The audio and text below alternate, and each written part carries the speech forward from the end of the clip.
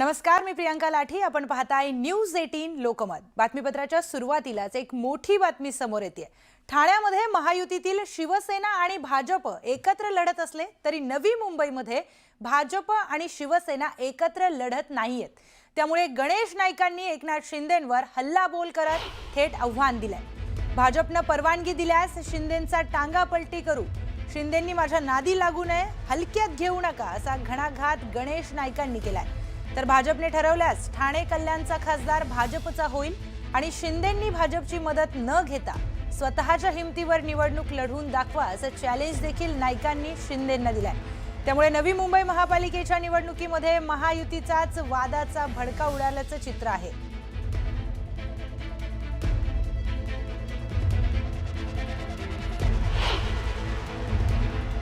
एकनाथ शिंदेच्या विषयी माझं काही दुमत नाही. आता एकनाथ शिंदे काय बोलतात, एकनाथ शिंदेला हलक्यात घेऊ नका, टांगा पलटी घोडे फरार. पण गणेश नाईकला तू हलक्यात घेतला ना, तर भाजपने जर परवानगी दिली ना तर एकनाथ शिंदेचा टांगा पण पलटी करेन आणि घोडे पण बेपत्ता करून टाकेन. फरार नाही, बेपत्ता करून टाकेन. त्यांना माहिती आहे की गणेश नाईक ही आपल्या भविष्यकालच्या अनुषंगानं असलेली दुःखरी नस आहे, थ्रेटच आहे. आता भारतीय जनता पक्षाने जर का केंद्रीय नेतृत्वाने ठरवलं तर कल्याणचा खासदार सुद्धा भाजपचा होईल आणि ठाण्याचा खासदार सुद्धा भाजपचा होईल. अरे तुमचं शहर कुठं आहे ते बघा ना. तुमच्या म्हणजे घनकचऱ्याची व्यवस्था नाहीये, STPची व्यवस्था नाहीये. खासदारांनी खूप मनावर घेतलंय नवीन. अरे कोणी मनावर घेतलं ते त्याला म्हटलं असेल ना, तुझ्यात हिंमत असेल ना, तुझ्या पक्षातर्फे तू उभा राहा आणि भाजपतर्फे आम्ही उमेदवार करतो, पुढच्याला तू आहेस का बघ. ओपन चॅलेंज देतो, ओपन चॅलेंज. भाजप सोडून स्वतःच्या पक्षाच्या ताकदीने उभा राहा, माझी खासदार लावून लागेल. माझ्या नांदाला लागला ना तर गणेश नाईकचं का ते शिल्लक काही नाही राहिलं. I enjoyed my life. I am 75. मी मेंटली फिट आहे, शरीराने फिट आहे, सोशली पॉलिटिकली गरजेवढे इकॉनॉमिकली. मी शांत झोपतो. ईडीची धाड पडेल, ITची धाड पडेल, CBIची चौकशी, मला काही चिंता नाही आहे. सगळं ओपन आहे, खुली किताब आहे. धास्ती त्यांनाच आहे. आणि लिहून ठेवा, भविष्यकालामध्ये यांच्या गळ्याला फास यांनीच लावून ठेवलेला आहे. लवकरच तो म्हणजे आजचं मरण उद्यावर आहे. हे बघा, गणेश नाईक म्हणजे भारतीय जनता पार्टी नाहीये. नवी मुंबईमध्ये भारतीय जनता पार्टी लढत नाहीये, तर NJP आहे, नाईक जनता पार्टी लढते. अधिकृत भारतीय जनता पार्टीच्या उमेदवाराविरुद्ध आपला मुलगा उभा करणं राष्ट्रवादी शरद पवार गटातून काय आलं भाजपाशी संबंध. जर तुम्ही पक्षाच्या मूळ विचाराशी जर तुम्ही सहमत असाल तर तुम्ही अशा पद्धतीची कृती करता का.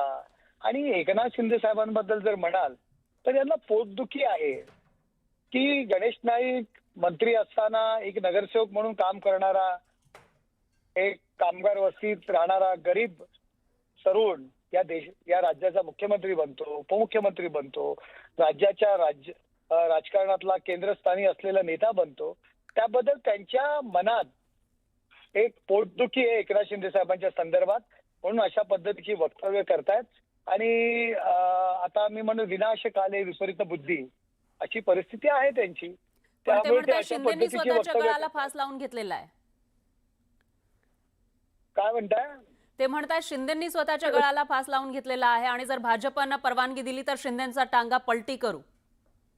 अरे तुम्ही जे टांग्यात बसलायत ना, त्यांना म्हणा तुम्ही जे टांग्यात बसलायत, जंगलामध्ये जो टांगा फिरतोय तो एकनाथ शिंदे साहेबांमुळेच मिळालेला आहे.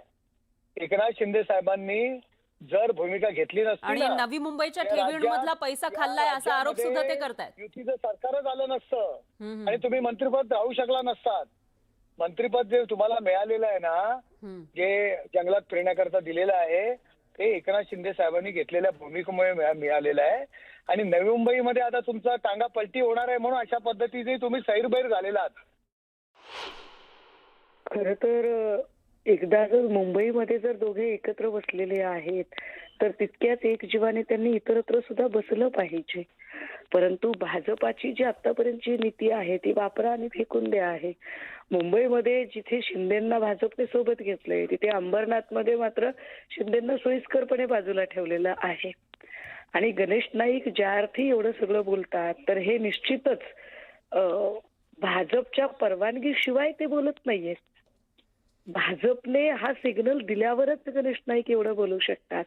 पिंपरी चिंचवडमध्ये ज्या पद्धतीने महेश लांडगे अजितदादांच्या अंगावर जाण्याची हिंमत करतात ती भाजपने ग्रीन सिग्नल दाखवल्याशिवाय नाही. याचा अर्थ भाजपा स्वतः बलशाली होत असताना ज्यांच्या आधारावर सत्ता बनवली त्या दोघांची आता गरज सरो वैद्य मरो अशा पद्धतीने वागत आहे स्पष्ट आहे. पण ताई याच्यामध्ये आणखी एक मुद्दा तो म्हणजे ज्या वेळेला गणेश नाईक बोलतात त्यावेळेला गणेश नाईकांचा शब्द म्हणजे भाजपचा नाही असं शिवसेनेचे नेते म्हणतात. त्याच्यावर प्रतिक्रिया सुद्धा आपण घेतलेली होती. नाही आता ते त्यांचं काय त्यांना काय म्हणून स्वतःचं समाधान करून घ्यायचं तो त्यांचा प्रश्न आहे. पण भाजपा हा एक शिस्तबद्ध पक्ष आहे आणि पक्षाची शिस्त मला नाही वाटत की त्यांच्यातला कोणी मोडू शकत असेल म्हणून. वरून जोपर्यंत या सगळ्या गोष्टींवर सिग्नल मिळत नाही तोपर्यंत खाली एकही नेता बोलणार नाही. हे जेव्हा बोललं जातं तेव्हा त्याचा स्पष्ट अर्थ असतो की त्या पद्धतीचे संकेत देवेंद्र फडणवीस यांच्याकडून त्यांना मिळालेले आहेत. पण महत्वाचा मुद्दा असा की आम्ही वंदनीय बाळासाहेबांचा वारसा चालवणारे आहोत असं म्हणणारी शिंदे सेना एकदम अशी बॅकसीट घेऊन कशी काय बसू शकते. जेव्हा आपल्या स्वाभिमानाला कोणीतरी ललकारत आहे आणि आमच्याशिवाय तुमचं अस्तित्व शून्य आहे असं अगदी तोंडावर सांगण्याची हिंमत करत आहे त्यावेळेला खरं तर जर बाळासाहेबांचे हे शिवसैनिक असतील तर यांनी अगदी तितक्याच द्वेषाने उत्तर देणं अपेक्षित आहे. पण ज्या पद्धतीने आता हे सगळे प्रवक्ते एकदम 2 पावलं मागे येऊन अगदी ज्याला काय म्हणता येईल सपशेल शरणागती पत्करत आहेत हे निश्चितच बाळासाहेबांचे वारसदार असू शकत नाही. तर आणखी एक महत्त्वाची बातमी समोर येते. अंबरनाथ आणि अकोटमधील MIM आणि काँग्रेस सोबतच्या युतीचं प्रकरण हे ताजं असतानाच आता आणखी एक युती समोर आली आहे. बीड जिल्ह्यातील परळी नगर परिषदेमध्ये शिवसेना, राष्ट्रवादी आणि MIM अशी नवीन युती साकार झाली आहे. गटनेता निवडीसाठी हे तिन्ही पक्ष एकत्र आलेत. या नवीन गटात नगराध्यक्ष राष्ट्रवादी काँग्रेस अजित पवार पक्षाचे 16 तर शिवसेना शिंदे पक्षाचे 2 आणि MIMचा 1 अपक्ष 4 अशा 24 जणांचा समावेश आहे. यामधून गटनेतेपदी राष्ट्रवादीचे तालुका अध्यक्ष वैजनाथ सोळंकेंची निवड करण्यात आली. विशेष म्हणजे याच MIM सदस्यांनी निवडणूक प्रचारादरम्यान पंकजा मुंडे आणि धनंजय मुंडेंवर आक्षेपार्ह शब्दामध्ये टीका देखील केलेली होती. तर अंबरनाथ आणि अकोटमध्ये MIM आणि काँग्रेसमध्ये जी काही युती झाली ती आपण पाहिलेली होती. त्यानंतर बीडमधील ही नवीन युती आता समोर आली आहे. बीड जिल्ह्यामध्ये शिवसेना, राष्ट्रवादी आणि MIM अशी नवीन युती तयार झाली आहे. आणि विशेष म्हणजे जेव्हा प्रचार सुरू होता त्यामध्ये MIMच्या सदस्यांनी पंकजा मुंडे आणि धनंजय मुंडेंवर आक्षेपार्ह शब्दामध्ये टीका देखील केलेली होती. त्यानंतर आता त्यांच्यासोबतच ही युती झाल्याचं दिसतंय.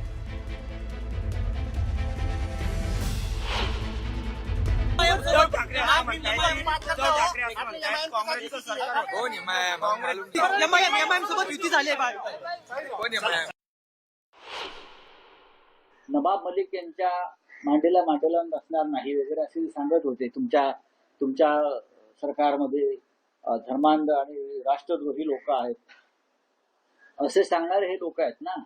मग MIM बरोबर बसतात, काँग्रेस बरोबर बसतात. त्यांना काँग्रेसचा प्रचंड राग तिटकारा होता शिंदेना किंवा भाजपला. मग आता तुम्ही काँग्रेस बरोबरही बसताय मांडी लावून आणि MIMच्या लोकांनाही मांडीवर घेऊन बसताय. त्याच्यावरती उत्तर द्या ना. तुम्हाला आमचा त्रास यासाठी झाला की आमच्या सरकारमध्ये नवाब मलिक आहे, आम्ही हिंदुत्व सोडलं, आम्ही अमुक केलं, आम्ही काँग्रेस बरोबर बसणार नाही.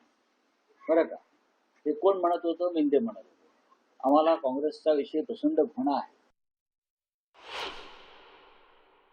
परळीमध्ये जो गट नगरसेवकाचा फॉर्मेशन केलेला आहे, MIM शिंदेचा गट आणि राष्ट्रवादी अजितदादाचा गट असा एकत्र आहे.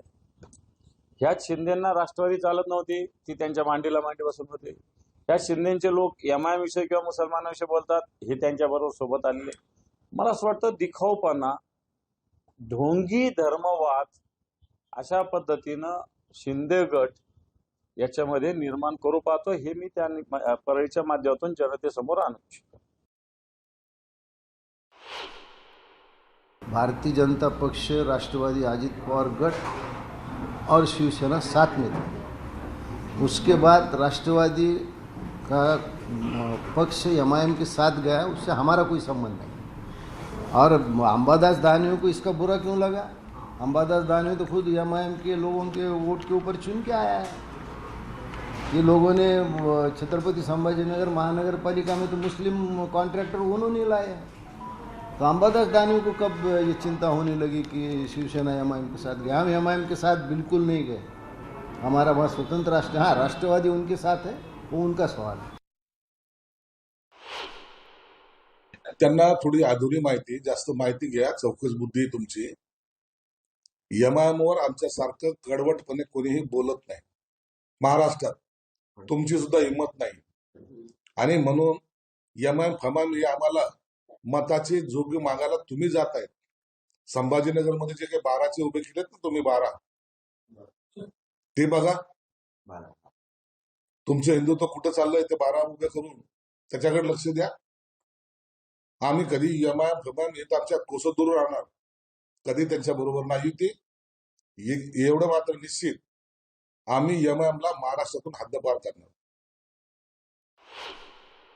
जेव्हा आम्हाला कळलं की यामध्ये एकनाथ शिंदे साहेब आहे आणि एकनाथ शिंदे आमच्या नजरेतून तुम्ही बघायचं असेल तर गुस्ताखे रसूल ते सिर्फ मौलाना हे नाही आहे, ते जे साधू होता ना, ते महाराज नाही आहे गुस्ताखे रसूल. आमच्या नजरेत एकनाथ शिंदे सुद्धा गुस्ताखे रसूल आहे. म्हणून आम्ही कोणत्याही परिस्थितीमध्ये भाजप नाही, एकनाथ शिंदे नाही. पुढची बातमी आपण पाहूयात. परळीनंतर बीडमध्ये देखील शिंदेंची शिवसेना, एमआयएम, काँग्रेस आणि राष्ट्रवादी अजित पवारांच्या पक्षानं आघाडी केली आहे. बीड नगरपालिका निवडणुकीमध्ये स्वतंत्र लढलेल्या एकमेकांच्या विरोधात प्रचार केलेल्या पक्षांनी गटनेता निवडताना मात्र युती केली आहे. शिवशाहू फुले आंबेडकर आघाडी स्थापन करत त्यांनी 25 नगरसेवकांचा गट स्थापन केलाय. तर बीड नगरपालिका निवडणुकीमध्ये शिंदेंच्या शिवसेनेच्या 3 नगरसेवकांसोबत एमआयएमचे शेख इलियास हे नगरसेवक या गटामध्ये सहभागी झालेत. त्यामुळे एकमेकांवर आरोप प्रत्यारोप करणारे कट्टरवादी पक्ष सत्ता स्थापनेच्या वेळी मात्र एकत्रित आलेत आणि त्यामुळे विरोधकांकडून त्यांच्यावर टीका केली जाते.